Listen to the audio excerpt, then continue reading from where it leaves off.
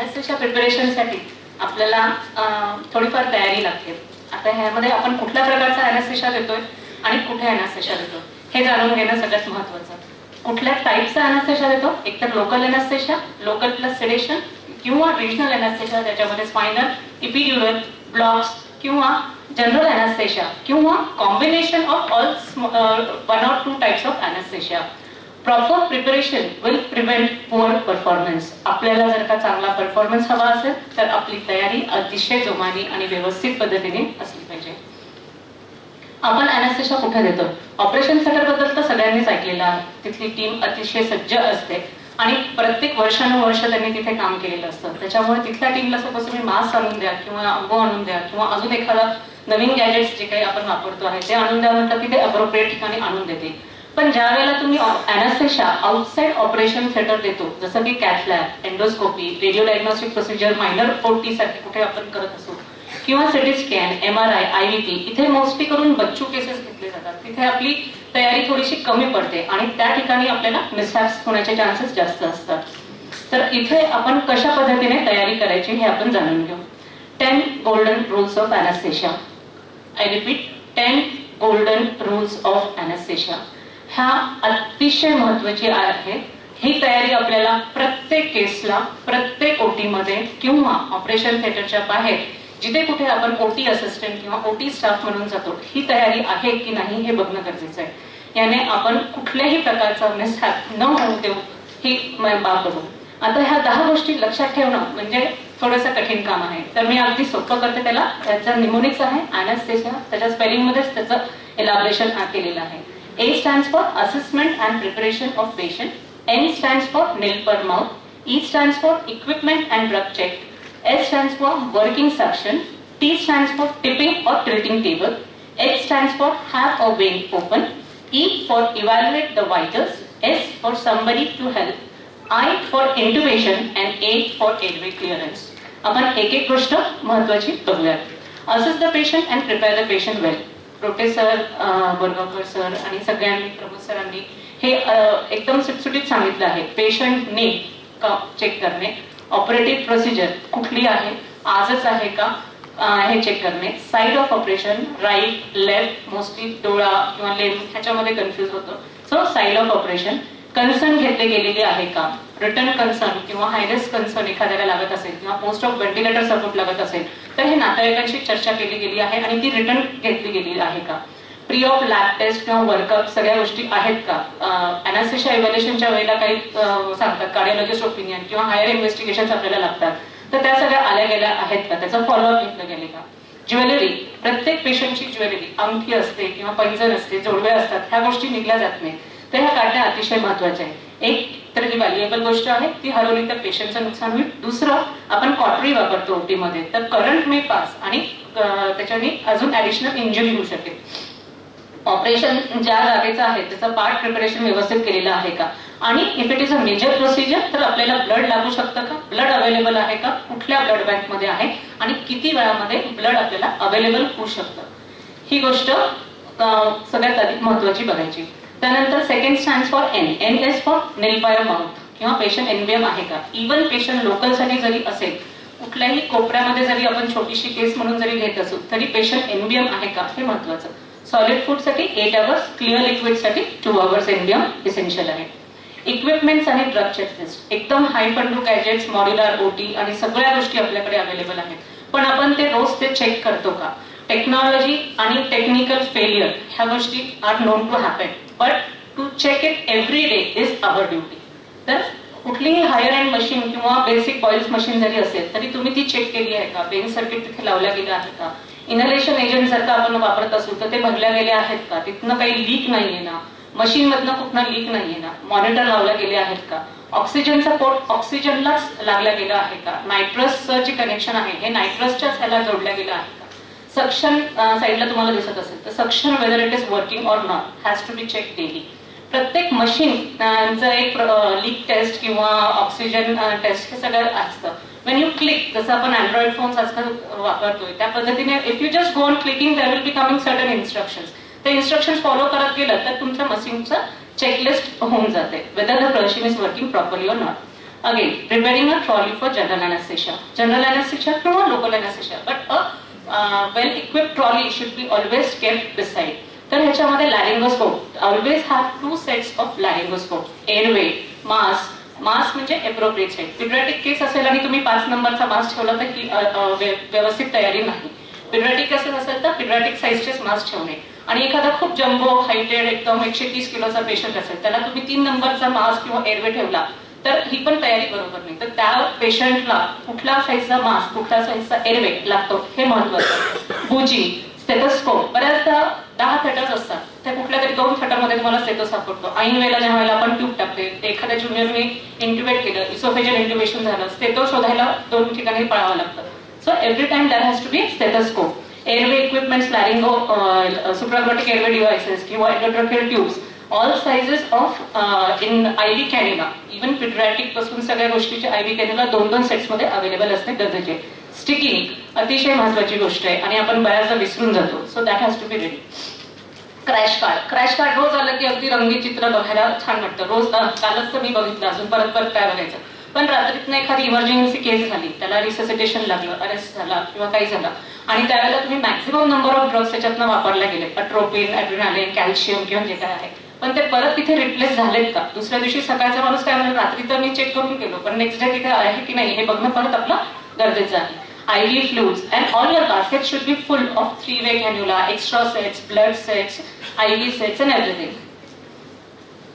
S stands for suction. So again modular OTs मध्ये suction central ला connected असतं. If some problem happens तर खाली जाऊन माणूस तो टेक्निकली बघू नाही शकत. सो OT थिएटर मध्ये itself एक एक्स्ट्रा सक्शन असलं पाहिजे working.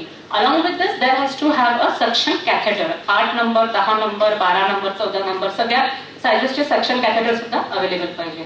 Most important, tilting table. Whenever तुम्ही पेशंट टेबलवर घ्याल त्यावेळेला तुमचा टेबल वर्किंग आहे की नाही, टेबल रिमोटचा असेल तर रिमोट काम करतोय की नाही, चार्ज झालाय की नाही, तिथली की आहे की नाही.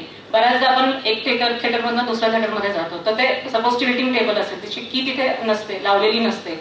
So you don't have that facility. पेशंटला वॉमिटिंग झाली किंवा एकदम पेशंटचं बीपी कमी झालं किंवा जास्त झालं and you need to tilt the table, head up करणे, हेड लो करणे आहे, तर त्यावेळेला मग ह्या सगळ्या लागणाऱ्या ऍसेसरीज ज्या आहेत त्या तिथे अवेलेबल नसतात.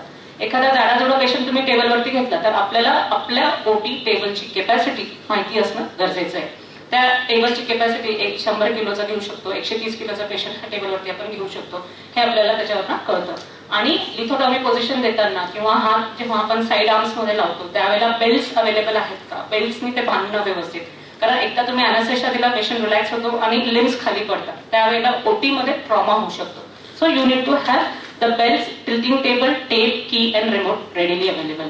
IV लाईन, मला वाटतं अजितानी आणि प्रमोद सरांनी खूप सुंदर ह्याच्यावरती सांगितलेलं आहे. तर just give the patent IV line for giving emergency drugs, it should be ready.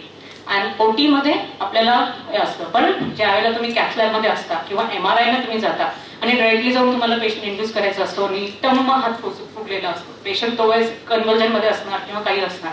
So always check patent IV line, various cannulas to be available. Monitor आलेल्या पेशंटला मॉनिटर लावणे, सगळे बघणे, वेवफॉर्म्स ECGचा व्यवस्थित येतोय का, कॅथनं ग्राफ येतोय का, पल्स ऑक्सचा ट्रेस व्यवस्थित येतोय का, आणि पेशंटचे वायटल्स कसे आहे. आणि जे एकदा तुम्ही मॉनिटर लावलं की हे अॅनास्थेटिक्सला येऊन किंवा सर्जनला येऊन सांगणे की बाबा पेशंटचे हे वायटल्स आहे. Then assistant to help or somebody to help you around. So this is again जसं सरांनी सांगितलं किंवा सगळ्यांनी आतापर्यंत सांगत आले, it's a team work. Anaesthetics are standing on the head end. ज्यावेळेला इंट्युबेशन लागतं किंवा क्रिकॉइड प्रेशर लागतं किंवा सक्शन लागतं, ट्रॉमा होतो, तर यावेळेला आपल्याला मल्टिपल हेल्पिंग हँड्स लागतात. तर ओटी असिस्टंट हा अतिशय महत्वाचा इथे रोल प्ले करतो. तर ज्यावेळेला तुम्ही रुटीन मध्ये केसेस करतात किंवा काय असतात त्यावेळेला ट्यूब देणे, लॅरिंगोस्कोप चेक करून देणे, राइल्स ट्यूब देणे, हा असिस्टंट इथे काम करू शकतो. इव्हन क्रिकॉइड प्रेशर, सिलिक्स मेनोवियर ज्याला आपण म्हणतो, one has to be train की इमर्जन्सीमध्ये ज्या वेळेला ही प्रोसिजर करायची असेल तर आपल्याला ही कशा पद्धतीने द्यायचंय. इंट्युबेशन, जसं बालाजी सरांनी सांगितलं, intubation is a skill procedure. Anaesthesiologist किंवा a train personnel should do it, but त्याच्या आधी आपल्याला त्याची लागणारी सगळी तयारी आहे. Intubation trolley, difficult airway card, all sizes of tubes, all sizes of laryngoscopes and all this should be available. Patent airway. बऱ्याचदा पेशंटला सिक्रेशन्स असतात, नेझल सिक्रेशन्स असतात किंवा ब्लिडिंग होऊ शकतं आणि हा एअरवे टू लुक फॉरवर्ड की एअरवे त्याचा क्लिअर आहे की नाही. दुसरं, एल्डरली पेशंट जर का असेल, दात नसतील, एखादा दात हलत असेल किंवा डेंटल क्लिप्स असतील किंवा आर्टिफिशियल टेंचर असेल तर ते आपण बाजूला काढून ठेवणे. हे झाली आपली 10 गोल्डन रूल्स आणि checklist. Now we are working in a modular theatre. At one time 10 OTs 15 OTs are running.